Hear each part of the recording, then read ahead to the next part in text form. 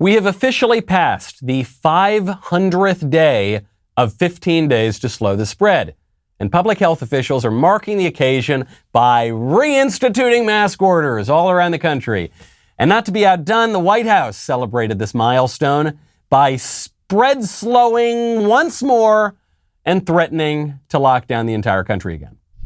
President Biden says that we are not returning to lockdowns, shutdowns, and school closures, but he also once said that we didn't have to wear masks anymore once we were vaccinated. So why should Americans trust him now? Well, because we listen to the scientists, we listen to the expert. This is a public health situation. This is not about politics at all. This is about saving lives. And this is what the president is all about. He wants to make sure that we are saving lives. If you look at, Peter, the last 6 months, that's what he's done every day. And you see that in the numbers. Now we're at a point where we have to double down and make it very, very clear to people that we can't let the pandemic win. We have to continue to fight. So if you're listening to the science, if scientists come to you at some point down the line and say, it is our opinion that there should be shutdowns and there should be school closures, you would do that? Well, we listen to, like I said, we listen to the CDC and the expert and their guidance. The CDC is a body that is very well respected, and we follow their guidance. Why should we trust the president? Well, because he listens to the scientists. Why should we trust them? They've gotten everything wrong too. Meanwhile, The Atlantic magazine calls MyPillow owner Mike Lindell a threat to democracy. A New York Times reporter labels Trump supporters enemies of the state. And Nancy Pelosi orders Capitol Hill police to arrest the unmasked. I'm Michael Knowles. It's The Michael Knowles Show.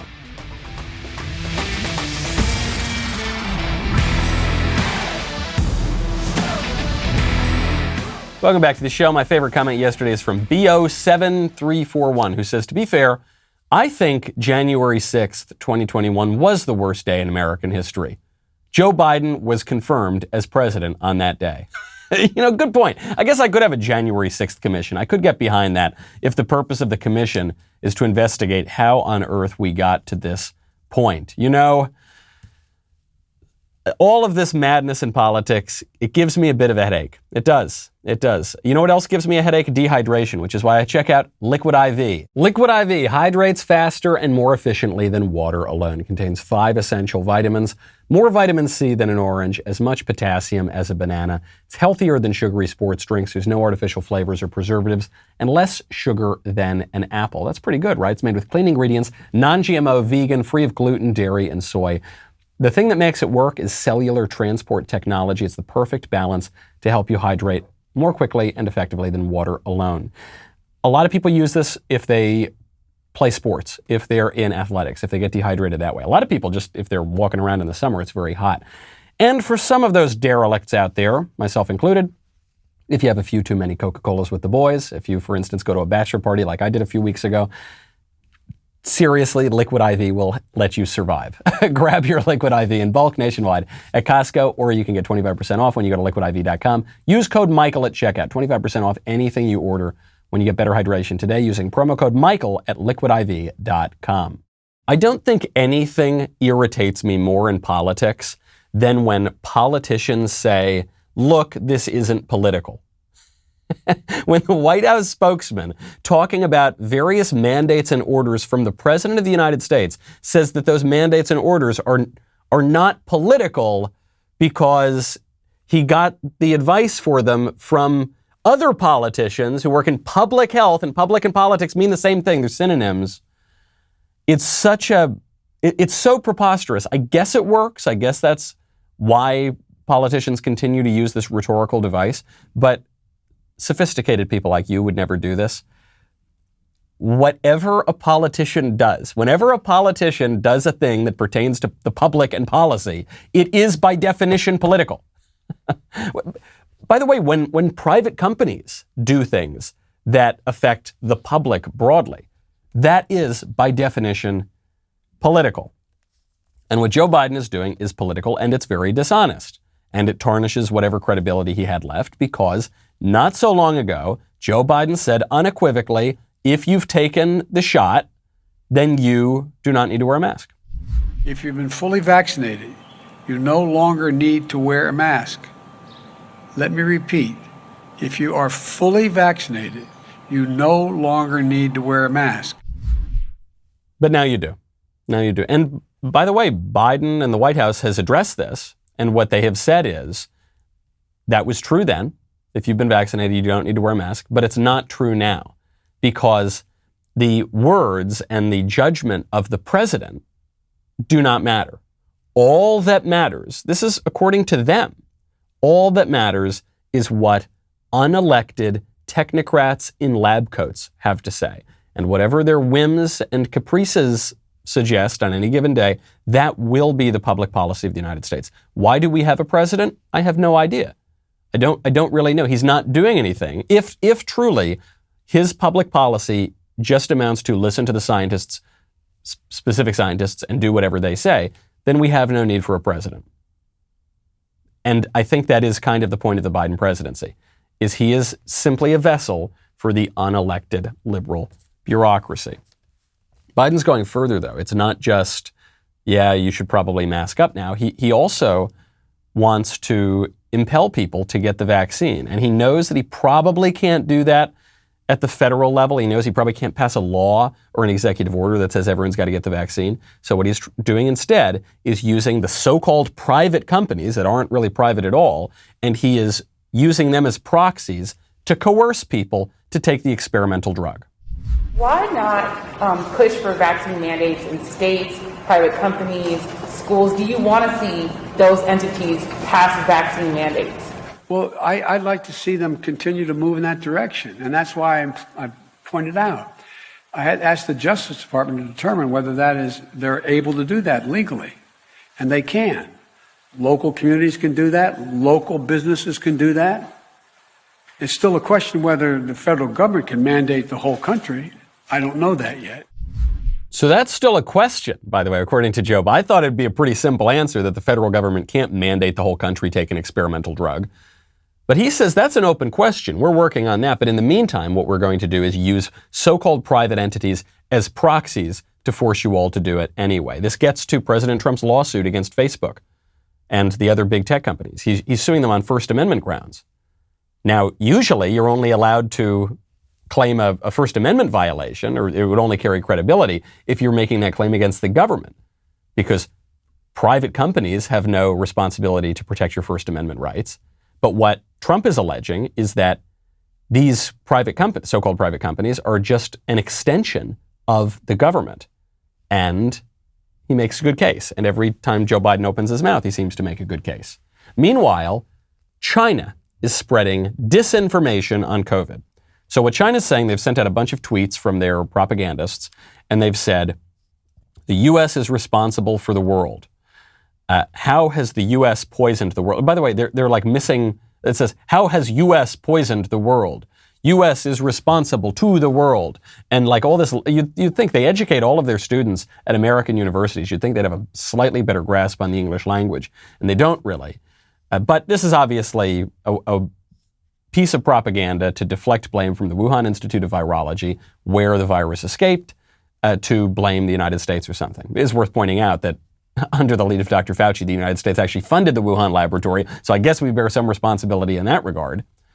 But sure enough, this is misinformation.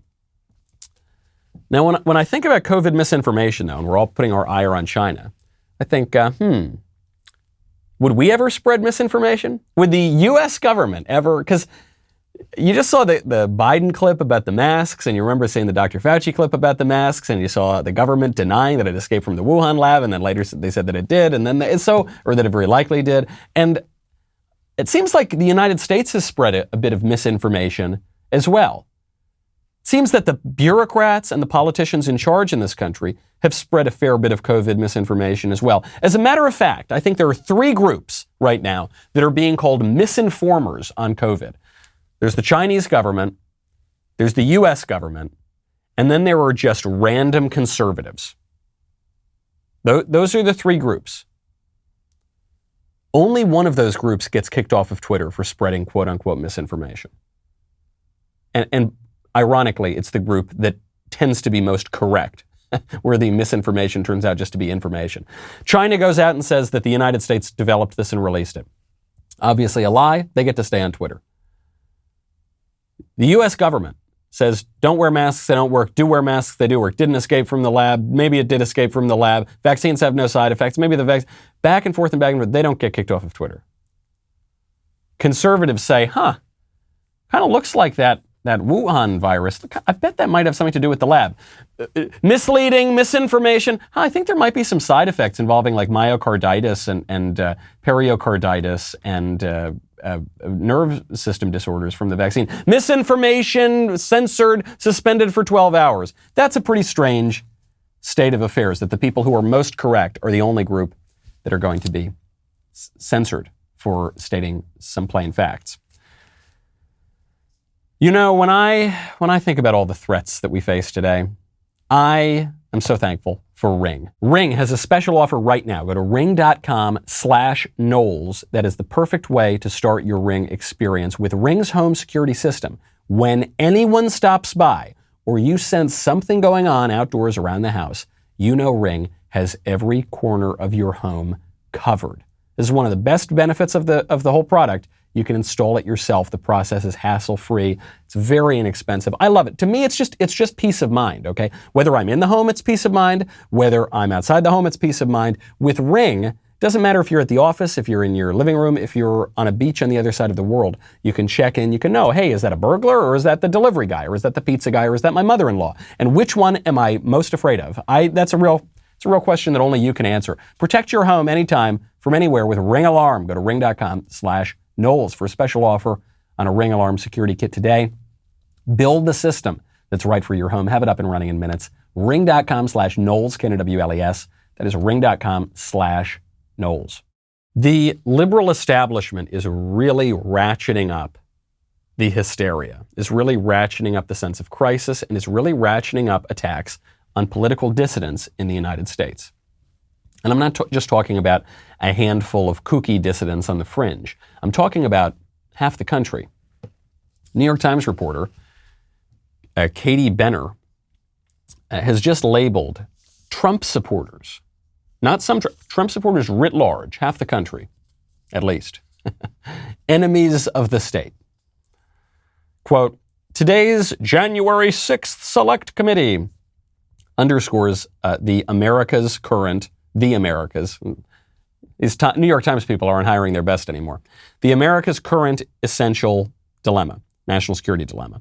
Work to combat legitimate national security threats now entails calling a politician's supporters enemies of the state. Katie Benner, by the way, covers for the Times the Justice Department.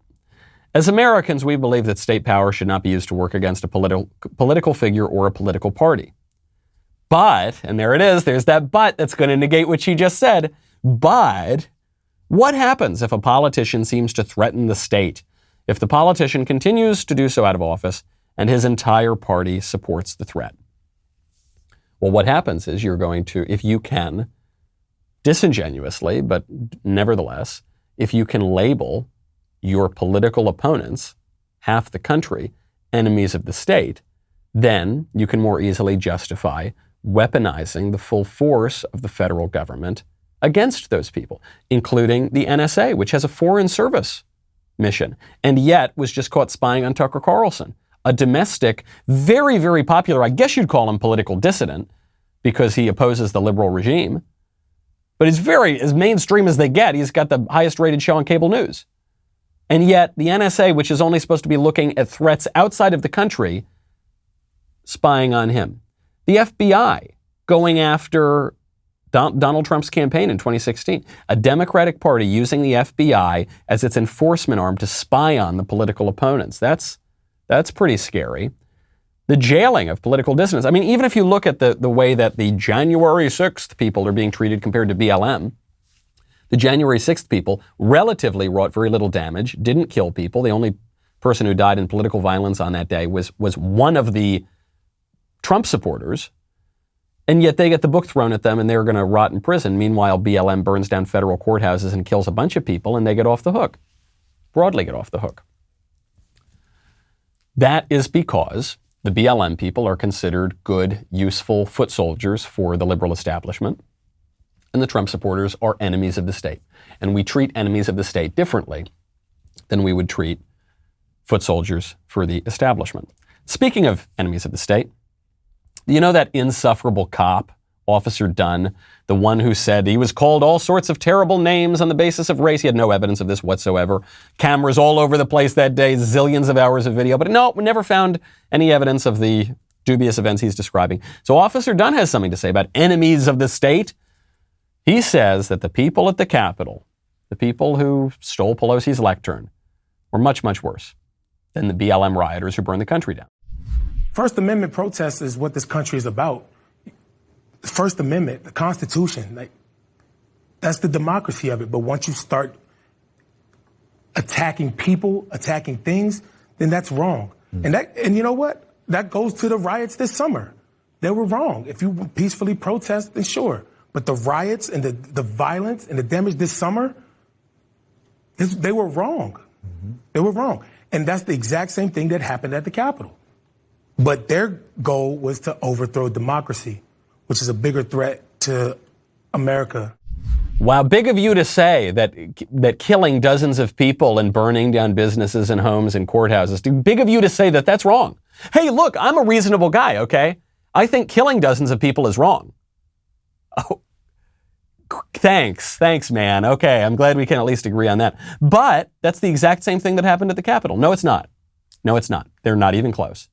Burning down city after city after city, killing person after person after person, burning down police station after police station after federal courthouse, stealing property after property after property, and threatening to do it again with the explicit support of members of the Democrat Congress and Senate and the sitting vice president now. That is not the same as making a mess of Nancy Pelosi's desk. It's not. It's not even close. They are completely incomparable events. And yet, we're now being, not only is he saying they're the same, he's actually then later saying what happened at the Capitol is worse because they want to overthrow democracy. Burning down a courthouse, that's federal courthouse, that's not overthrowing democracy. Burning down the symbol of the justice system, that's not overthrowing democracy, but jumping up and down with a horn hat on, that is. Pathetic. So what are we going to do about it? We're just going to complain, right? That's what we're going to do. I think the only people who are doing their job in this entire fiasco, and I hate to toot my own horn, but it's those of us on the communicator side of it. It's those of us in the conservative media. It's those of, and I'm not saying, look, I think it'd be much better if legislators were actually taking action, or judges were taking action, or people with real hard political power were taking action. But all we can do, if you have a microphone, all you can do is call attention to this stuff that the mainstream media won't talk about. All you can do is call attention to not only what's happening in the news, but what that relates to from a philosophical perspective, from an historical perspective. You can provide context. You can lay out the plan of what to do. But if you're not sitting in Congress, if you're not sitting in the Senate, if you're not a legislator, if you're not in the bureaucracy, if you're not a judge, then you don't have that hard political power to do something. So do something. Do something, guys. Thankfully, some congressmen are finally doing something very important here. Representatives Jim Jordan and Kathy McMorris Rodgers are now introducing legislation. Finally, thank you guys for doing this when I don't know why other Republicans hadn't done this yet. To amend Section 230 of the Communications Decency Act. You know, this is the provision of the CDA which would give legal protections, liability protections to big tech companies and allows them to act as publishers, but then claim that they're not publishers, and basically just allows them to censor you and political dissidents. And the President of the United States, for that matter, who ironically is a kind of political dissident when the entire political order is run by the liberal establishment. The Communications Decency Act, which ironically was gutted by the Supreme Court, and the central provision, the anti-indecency provisions. The whole point of the CDA was to control pornography on the internet in the early days of the internet. And that central provision was gutted by libs on the Supreme Court. And so, but this Section 230 has remained. And so this is great stuff. Section 230 stipulates that, quote, no provider or user of an interactive computer service shall be treated as the publisher or speaker of any information provided by another information content provider. This law, or this bill that's being proposed by Jordan and Rogers would exempt certain gigantic big tech companies from this sort of protection. It's a good step in the right direction because the entire establishment right now is trying to criminalize conservative thought. Exhibit A, The Atlantic. The Atlantic, Ann Applebaum, who's a well-known political writer, she has a piece out called "The My Pillow Guy Really Could Destroy Democracy." So Mike Lindell, My Pillow, a company that has supported this show and many, many other conservative shows, he could destroy democracy. He's a very nice guy, patriotic guy, very inspiring story. He could apparently destroy democracy. If democracy can be destroyed by a pillow salesman, then democracy was probably not all that sturdy in the first place. Okay? And I just want to reiterate here. When Ann Applebaum or Nancy Pelosi or Kamala Harris or anybody else refer to our democracy, they are not referring to democracy. None of these people like democracy. All of these people are progressives. The point of progressivism is to make the country less democratic, to take political power away from the people, to upend the constitutional order and give it to bureaucrats. Biden and Biden's spokesman said it clearly. We follow the science. We don't follow the judgment and prudence of the people. We don't follow the Constitution in many places. We follow whatever the egghead bureaucrats tell us. They don't like democracy. As Angelo Codevilla says very well, when they refer to our democracy, they are actually referring to their oligarchy. Okay? So please spare me the crocodile tears over our democracy. When you're trying, you are casting a perfectly patriotic, inspiring American citizen who all he's ever done is sell pillows. You're casting him as an enemy of the people. Mike Lindell has a really nice mustache. It's very, very impressive. It's one of these sort of, like 80s, 90s cool mustaches. If you want to grow some facial hair, I strongly recommend you check out Beard Supply. The July and August heat is upon us. If you're trying to grow one of those Matt Walsh beards, one of those Jeremy Boring beards, if you want to get that just sprouting out of your face, you're going to want to keep it tamed. You're going to want to keep it looking fresh. You don't want to look like some absolute maniac, no matter how humid or dry your summer is turning out to be. That's why you need a beard oil from Beard Supply. If you're one of these men that are currently growing or maintaining a beard, chances are you need those products to keep it looking thick and healthy. Don't show up to the neighborhood barbecue without a bit of beard oil to keep your beard in check. Okay, go to beardsupply.com because for a limited time only, you can buy one beard oil product and get another one for free. You go check out our friends over at beardsupply.com. Order yourself 2 beard oils for the price of one. You can mix and match different scents or stock up on an old classic, whatever you choose. Make sure you choose Beard Supply. Beardsupply.com. Buy one beard oil, get another one for free. Not to be outdone in the hyperbolic rhetoric and overreaction against the unwashed masses. Now they're called the unvaccinated or the unmasked. Nancy Pelosi has ordered the Capitol Hill police to arrest visitors and staff members of committees and United States congressmen who are not wearing masks in the Capitol. There are 2 houses, right? There are 2 chambers. There's the House of Representatives and the Senate. Both are controlled by the Democrats right now. In the Democrat-controlled Senate, you do not need to wear a mask. There's no mask mandate. You won't be fined. It's cool. So a Democratic senator can just walk around without a mask on. It's fine. Or a Republican senator or anyone else. If you're in the House of Representatives, you'll be fined $500 every time that you do not wear a mask if you're a member of Congress. And if you're a staff member or a visitor, you will be arrested. I'm glad at least that Pelosi has stopped short of arresting House members. Might look a little bit like an insurrection, wouldn't you say? Might look a little bit like a coup. Huh, how ironic. So she stopped short of that for now. But this, of course, has nothing to do with science, and this has nothing to do with stopping the spread of coronavirus. On the very day that Nancy Pelosi decided to start enforcing this measure of arresting people, for goodness sakes, if they're not wearing masks in the Capitol, Nancy Pelosi was spotted and photographed at a crowded event not wearing a mask. The event was outside, but it was very crowded. It was very, very crowded. And by the way, Pelosi's ordering the masks to be worn all over the Capitol grounds. So it's not even that it's only in certain rooms or anything like that. And she violated her own order or her own principle the same day. But it doesn't matter. No one really believes that this matters as in terms of public health.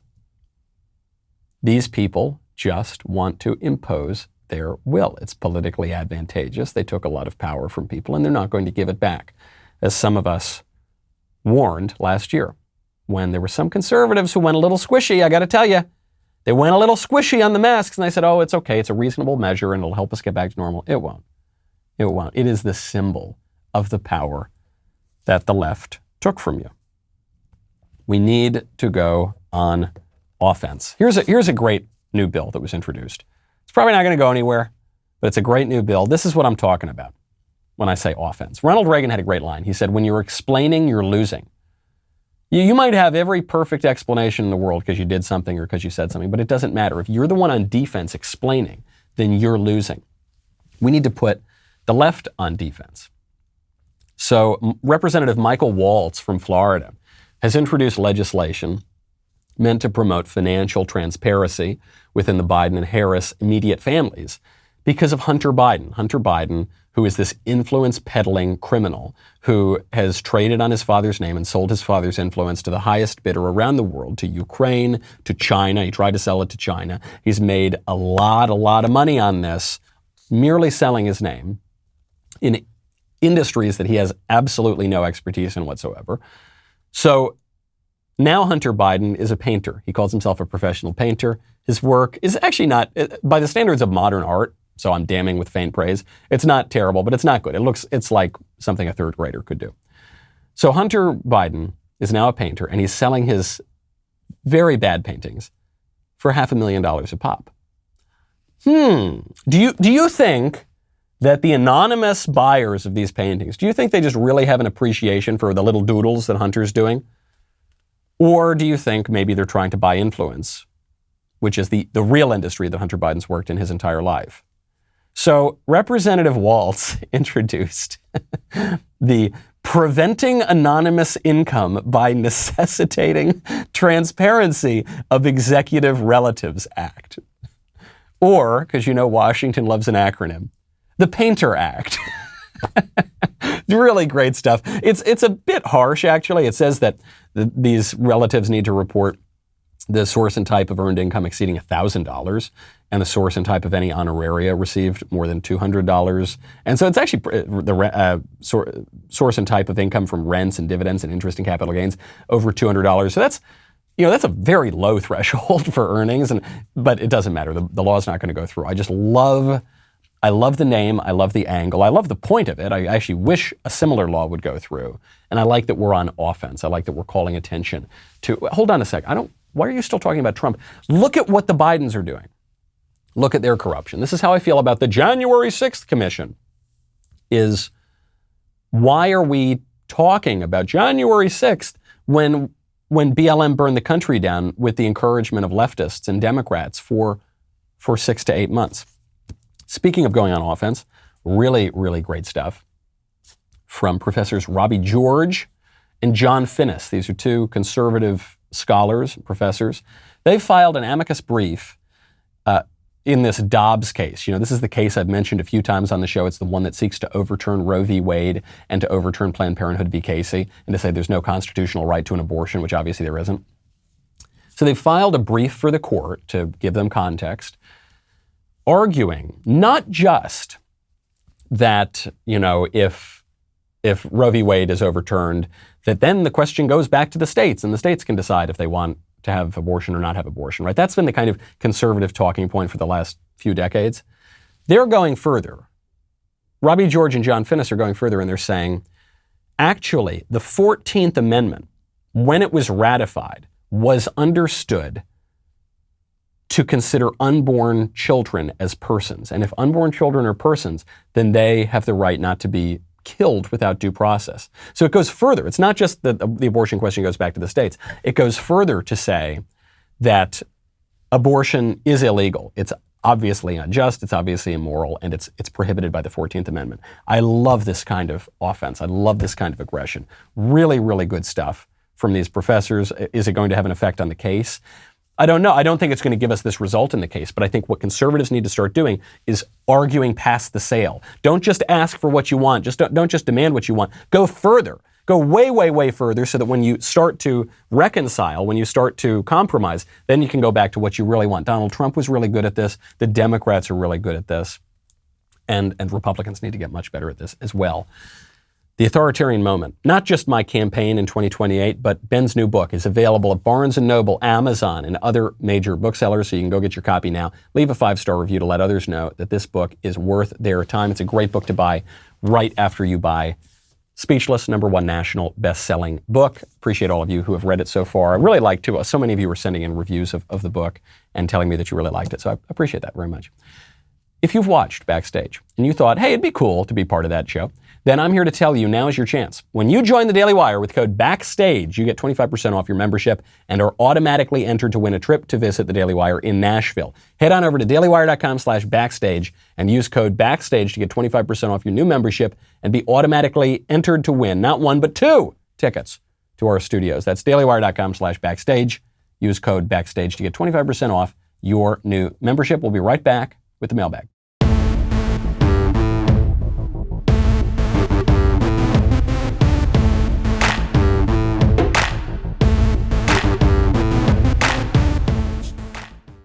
Welcome back to my favorite time of the week, the mailbag.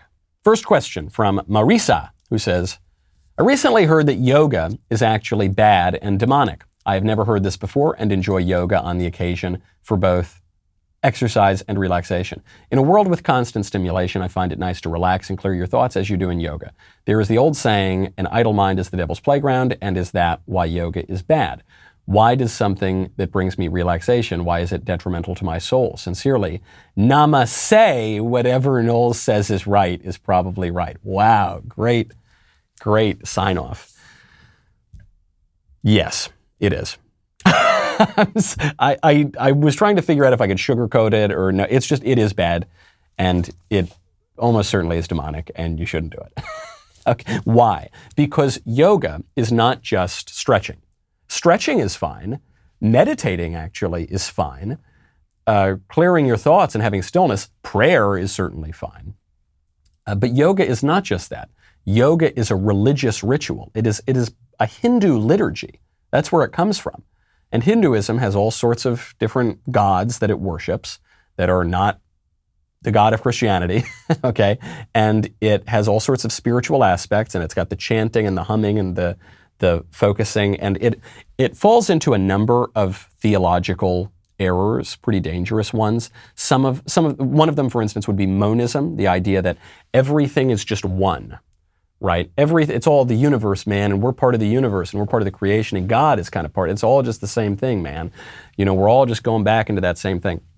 That is a very popular idea in New Age. It's popular in non-theistic religions, but it's not Christian. The Christian idea is that, and the Jewish idea and the Muslim idea is that there is God, and then God, the creator, makes the creation, and we are part of creation. So we have a close relationship to God, and we are made in the image of God, but we are not all just one man. There actually are distinct things. It also falls into the heresy of Gnosticism, that if you just sort of think certain things and you know certain truths, and you just kind of meditate on that you'll be able to transcend the world, and that's very important. I understand we're getting into sort of subtle distinctions here, but that is not a Christian idea, this Gnostic idea that's associated with yoga. Same thing with this sort of technical idea of yoga, that if you put your body in certain positions, this is going to unlock certain spiritual fruits. This technical aspect is also not exactly Christian. But even just the basic fact that it is a liturgy from another religion that is rather different and contradictory toward your religion is why you shouldn't do it. If you want to stretch and relax, I recommend Pilates and meditation and prayer. From Sarah, hey Michael, I started dating a guy almost a year ago and things have been going really well. We're extremely compatible. I think we both helped each other improve as people. I love him to death and I wouldn't trade him for anything. There's only one problem. He's an atheist and I'm a Christian. I've been able to ignore this problem thus far. as people have started mentioning marriage, he seems to be nowhere near converting, and it's become abundantly clear that I need to address this. Do you think it's acceptable for me to continue with this relationship? If not, how do I approach him about this? Thanks for the help. Sincerely, Facing the Atheist Factor, trademark. Tough problem that you're in. It depends on your place in life. When sweet little Elise and I started dating, back in the Carter administration, back when we were like 2 years old, we dated in high school. We've known each other since we were 10 or 11 years old. So back in those days, we had very different political views, very different religious views. I told you I was an atheist for a decade or so. And so we've grown together. You either grow together or you grow apart. And if you're, 16 years old or something, and you've got these different views, I wouldn't worry so much about it because you're still educating yourself. You're still changing, you're evolving, you're going to grow together, very likely. If you're 30 and you're really looking seriously at marriage right now, and you guys just have these really set views that are not likely to change all that much, then that becomes a real problem. In no small part because theoretically your husband will be the head of household, right? And so how do you have a marriage where the husband has this just completely false view of the world, and where he if he assumes a leadership role, is going to lead your family on the most important matters, on these spiritual matters, in the wrong direction. And if he doesn't assume a leadership role, that's a problem too. So I think it is going to come to a head. It's a tough issue for you, but he's got to get it in order, and he's going to have to make some hard decisions, I think, or you're going to give up your faith. But you will grow together, or you will grow apart. And if he's not going to come see the fullness of truth, then you're in for a bad conclusion either way. From Anders. Andas. Greetings and salutations to he who knows much. I've been watching your show for a little over a year now and have been intrigued by your faith. A lot of religious questions today. There always are. I grew up as a member of a Christian household, but in recent years have fallen away and lost interest in the church, mainly because of the lack of leadership there. That being said, my question is this: in your mind, is there a difference between Protestantism and Catholicism? If so, are the two irreconcilable? I find the tenets of Catholicism attractive, but was raised to think of it as a kind of false doctrine. Sincerely, he who knows little but seeks much. There's a great book on this point for people who, I was not raised Protestant, so I didn't have those problems, though on my way back from atheism, I spent a lot of time reading Protestants and really appreciating. Some Protestants were actually very important in my reversion to the faith. But ultimately, I did not remain in the Protestant world. I reverted to Catholicism. I do think that's the true faith, and I think there's a distinction, and I've made my choice. There's a good book called Rome, Sweet Home, which is a book about people who are either fundamentalist, especially, or just Protestant more broadly, and answering some issues about Catholicism. It has been said that there are not 100 people in this country who hate the Catholic Church, but there are millions of people who hate what they believe to be the Catholic Church. They just are, have been taught wrong. You'll hear a lot of these things, that Catholics worship Mary and the saints, which is not true. Or Catholics believe that you earn your salvation, which is, that you achieve your salvation through your own effort exclusively. That obviously is not true. That Catholics worship idols. That obviously is not true. And these debates go back 2,000 years, and there are many more sophisticated people who have written on them and settled them than you or I or many people writing today. So I would encourage you to do that. I would encourage you to check out resources like Catholic Answers. Great website and media company. I would recommend that you check out the Patrick Madrid Show. It's a wonderful podcast and radio show. A friend of mine, Patrick Madrid. My friend Patrick Coffin, great too. He's a little more for the already initiated, but still very, very terrific broadcaster. But Patrick Madrid, I think, could really help answer some of these questions. And I think they're irreconcilable until the church comes back together in the end, which I suspect will happen. But beyond the issue of the place of Mary and of the saints and of the episcopacy and the bishops and the pope and all, beyond all that, I think the central issue here is, one, if you believe in the divine institution of a real church by a real guy who's incarnate, and you believe that the apostles really did receive certain graces, and you believe that they really did choose their replacements, and you believe that there is a line and there is history and there's a continuity to this institution, I think that leads one in the direction of the Catholic Church.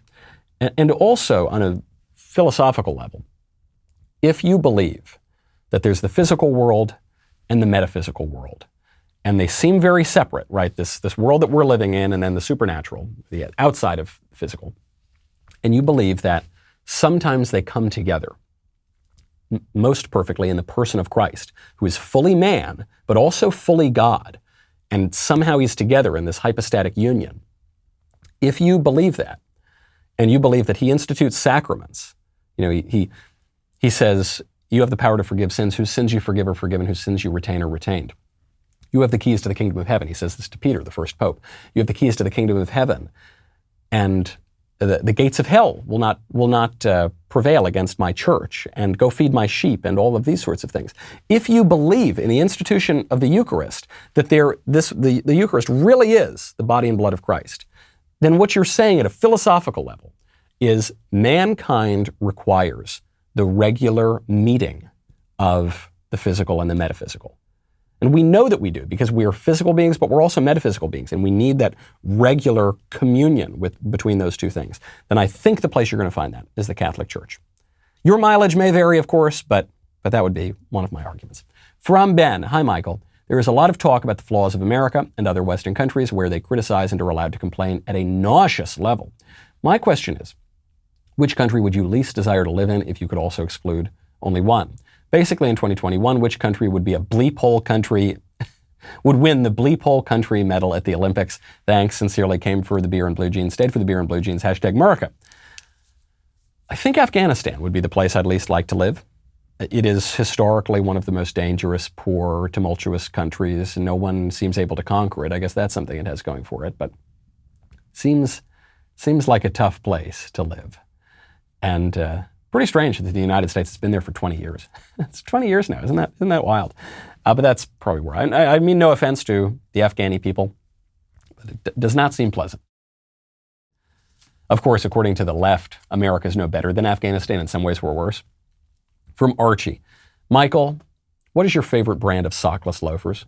And where do you stand on tassels? My favorite brand of sockless loafers, I'm not even being paid to advertise them, is Rancourt & Company from Maine. My thoughts on tassels are they're a little more old school. I don't have quite enough gray hairs yet. I prefer the penny loafer, but I'll wear tassels on occasion. From Jared, dear Michael, my wife is not a citizen yet. We're working on the paperwork though. She informed me recently that one of her relatives is here on a student visa and is planning to let the visa lapse and just stay here illegally. As a Christian and a conservative, I feel very strong loyalty to my family, but I also feel a duty to do something about this, lest I be a hypocrite in discussions of illegal immigration. What can I do to remedy this dissonance? Sincerely, in a Vin Diesel voice, I don't need ICE, I got family. That's tough predicament you're in, but I actually think there's a pretty straight answer. You should state your views on the matter, both to your wife's relative, to anyone who is interested in listening. But I don't think you should rat this relative out to the cops. I don't think that would be the right thing to do. I think perhaps you should persuade this relative to leave the country, and then if she wants to move here, or to do that in a legal way. But I don't think it is your obligation or your duty or really even your place to call the cops and have your relative deported, especially as the immigration law is not being enforced even by law enforcement. I don't think it would do anything, frankly. We've already let 1 million illegal aliens into the country so far this year. There's no chance, there's no evidence that they're going to slow down. So I just think, nobody likes a tattletale. And so what you can do is work on a personal level, but I don't think that you need to be the tattletale and the enforcement arm of ICE. Even ICE is not the enforcement arm of ICE. From Nick, in 1984, the slogan "War is Peace" lends to the idea that the party can use international war for the purpose of domestic peace. But would you say that our party is using a domestic culture war to establish peace within the shifting political landscape via sleight of hand? From Nick, the happily married one. Good. This is not the Nick who, I like that other Nick too, but that guy's got problems sometimes. So to the more stable Nick, I think you're catching on to something. What you're asking, if I understood your question correctly, is the Republican Party just ginning up people's opinions in the culture war without any intention of ever resolving the issues because actually they benefit? So, for instance, on pro-life, I suspect that there are many conservatives and Republicans who don't really want to move the needle on abortion. They actually would prefer to keep abortion a live issue because they can fundraise on it and it actually helps them politically. Yeah, I think that's true. And I've talked with various people on Capitol Hill who have told me as much, that there are some squishier Republicans who they actually don't really want anything to happen on abortion. They just like fundraising from it. It's too bad, but that's the way it works, and I think probably we've got to do a better job of chasing those people out of office. All right, final question. From Jessica. Conservatives have a very traditional view of women in the world where traditional has become synonymous with sexist and malignant. They have infiltrated the minds of women and men, seemingly placing a higher value on masculine qualities such as monetary success and success outside the home. Shouldn't the right's focus be on redefining success and happiness? Or focus on showing the feminine qualities are different rather than less than? Respectfully, Knowles-splaining over mansplaining. You are so right, my dear. You are so right, Jessica. What the right often does is accepts the left's premises and then impotently sort of tries to argue against them. Don't accept the premises. Fight back, push hard, get aggressive, or else we're going to be here not on the 500th day to slow the spread. We're going to be here on the 1,000th day, the 1,500th day, the 2,000th day. I'll see you next time. I'm Michael Knowles. This is The Michael Knowles Show.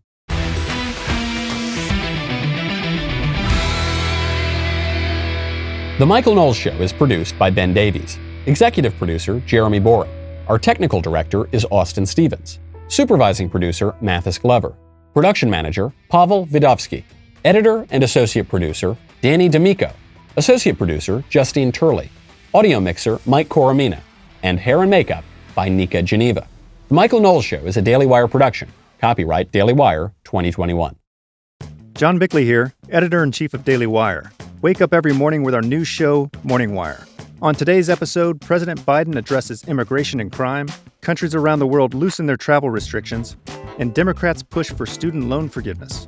Join us and get the facts first on the news you need to know with our show, Morning Wire.